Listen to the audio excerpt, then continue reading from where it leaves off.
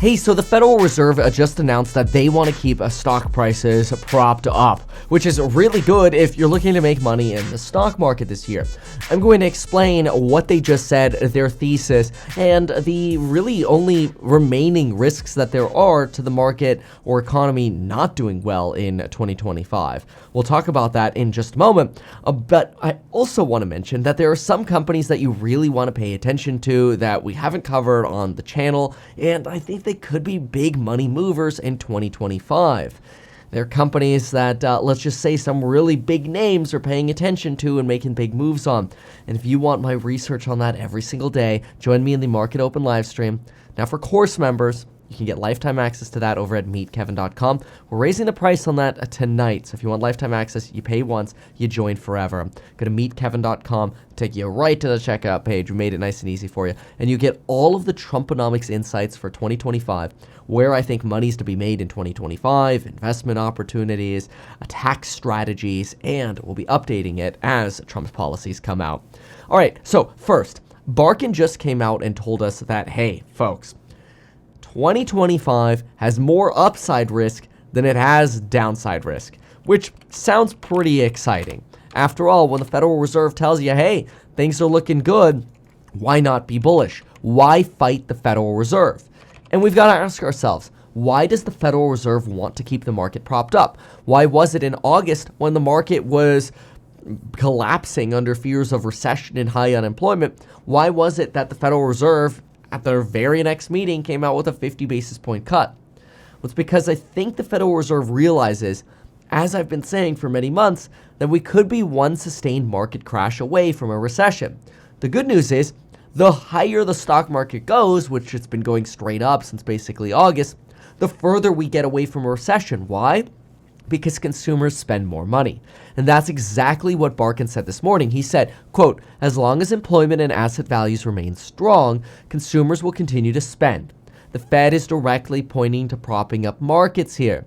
This is leading Barkin to say baseline growth for 2025 is positive, with more upside risk than downside risk for growth, though 2025 will be a lot about fundamentals. So far, it seems like the labor market, though, may end up breaking towards increased hiring rather than layoffs. Now, this is a U-turn from the Federal Reserve. Once again, the Federal Reserve, even as recently as Jerome Powell's last Federal Reserve meeting, has been complaining about the risk being greater to the downside that we could be getting worse unemployment data. Barkin is now taking exactly the opposite position, saying, nah, man, everything's going up. What are you talking about? And so this is where this morning's ISM report on business is interesting. You actually have a bit of a mixed bag, but when it comes to employment, it seems like you have some optimism. Let's look at the employment section first. So we go down to employment.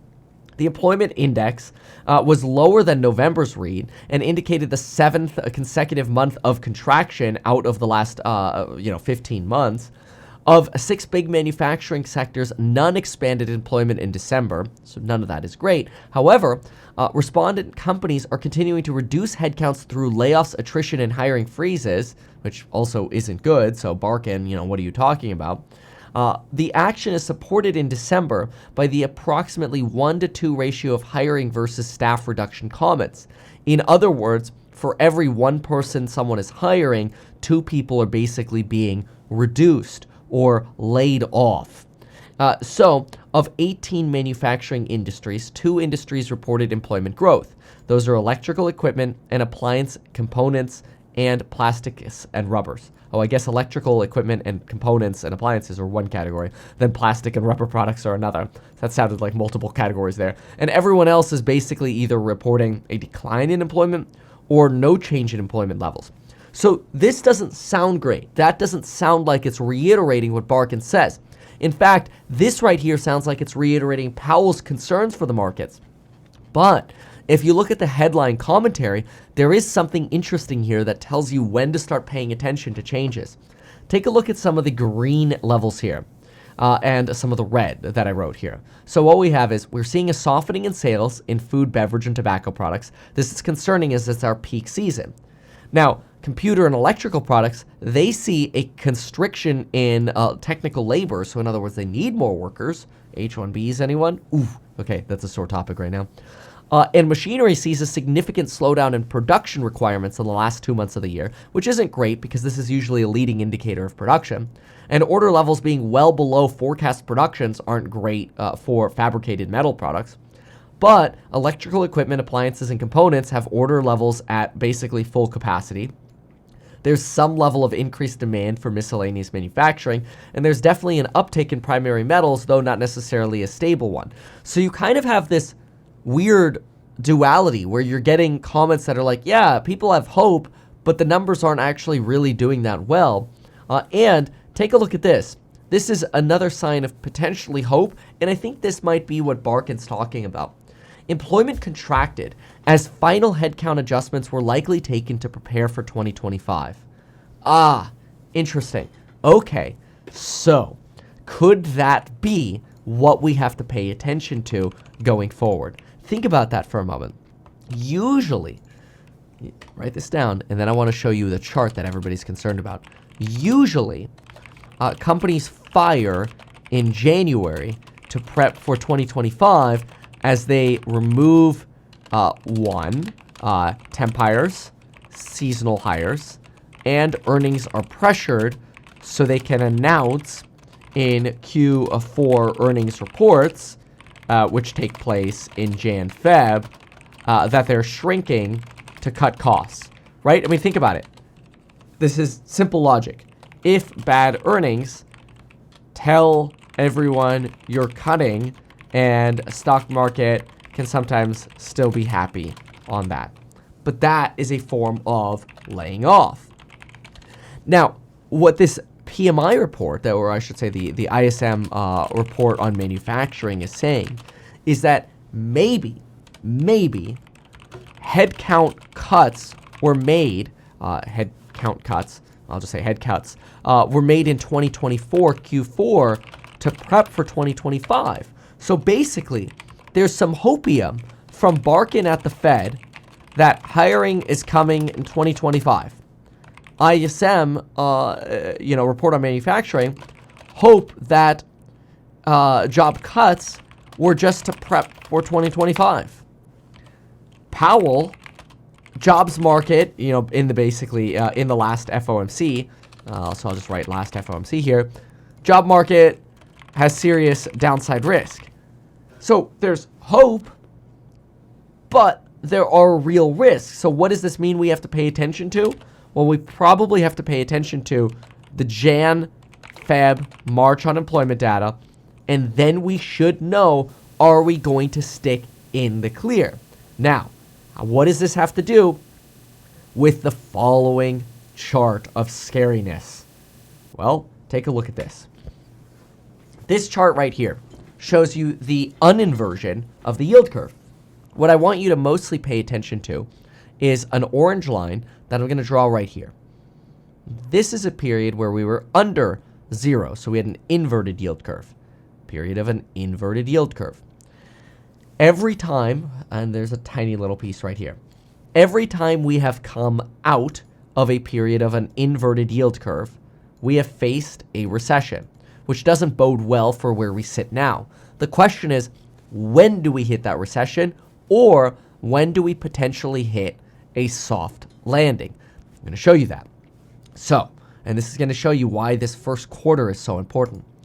First of all, we hit a recession in the early portion of 2008, which is when the yield curve sat right about in this level. Certainly this explosion right here, right? These levels here. And in early 2001, in early 2001, we also hit recession, which is about this level right here. And then, of course, in March of 2020, we hit recession and COVID. So what this shows you is that we generally did not hit recession before we exceeded that 50 level right here, which is really interesting because look at where that yield curve sits right now. I'm going to hide myself. Look at where we sit right now. 31 basis points uninverted. So we are coming up to what we call the DP, the decision point for the economy to decide. Are those weaker job numbers that we're getting from Q4, and especially even like a lot of the government work, employment, and we don't have to go into that and be redundant over that right now. Are these weaker numbers going to persist? Because if they persist and the yield curve keeps uninverting like this, we're probably within 2 to 3 months of a recession declaration right here, which seems weird because the stock market is at all-time highs right now. Well, the same was true in 2000 and 2007. Stock market was at all-time highs, and then all of a sudden it's like, oh crap, we rapidly went into recession. And then we had a 2.5-year sell down during the dot-com bubble. We had a 9-month sell down during 2008. There was a lot of pain. We know that valuations are high right now, but Barkin is telling us that there's more upside than there's downside. Is he saying that because he's trying to fulfill or basically self-fulfill the hopeful expansion? I mean, according to this ISM report from December, which just came out this morning, it seems to me like the economy is actually giving us mixed bag signals, not purely growth signals. But Barkin is basically barking up a tree telling us everything's fine. Maybe that's because he's leaving his post this year and it doesn't matter. He could just leave bullish, be happy, and then he's gone because he won't be blamed for it because he's leaving. But he tells us baseline growth outlook for 2025 is positive, more upside risk than downside risk for growth.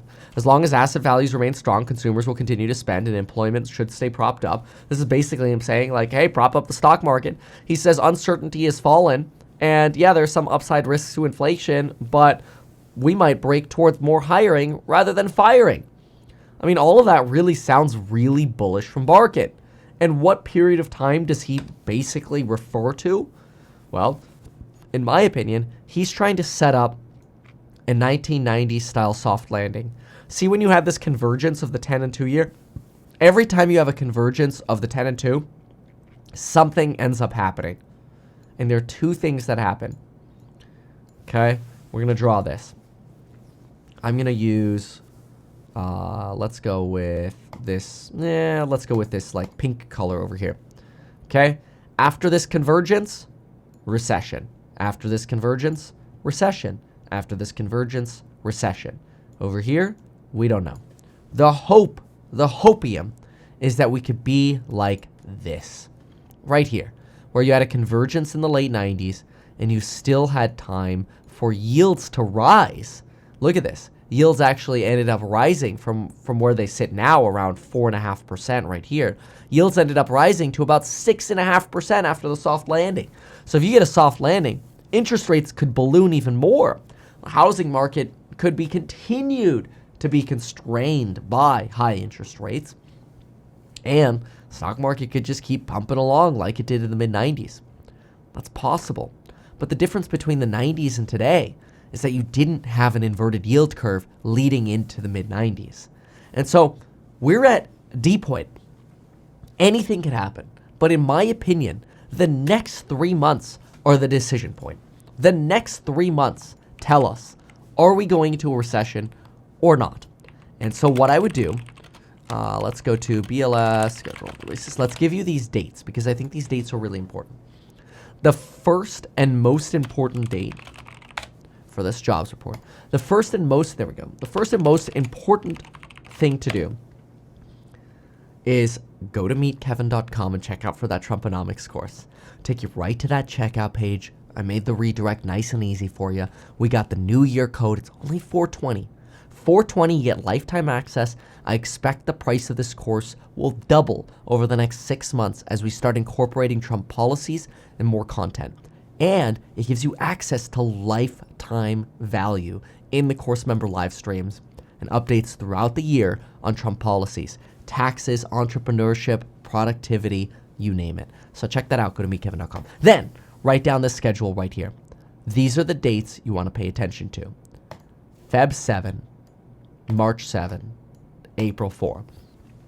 If we can get through these 3 reports without recessionary data, we will probably, I will make the argument that we will have stuck the 1995 soft landing. I don't actually believe that this report is as valuable because it's still part of December. And I really think that this January, February, March data, that's when the adjustments hit. We'll see. Anyway, thanks so much for watching. Check out more details over at meetkevin.com, and we'll see you soon. Thanks so much. Goodbye and good luck. Why not advertise these things that you told us here? I feel like nobody else knows about this. We'll try a little advertising and see how it goes. Congratulations, man. You have done so much. People love you. People look up to you. Kevin Paffrath there, financial analyst and YouTuber. Meet Kevin. Always great to get your take.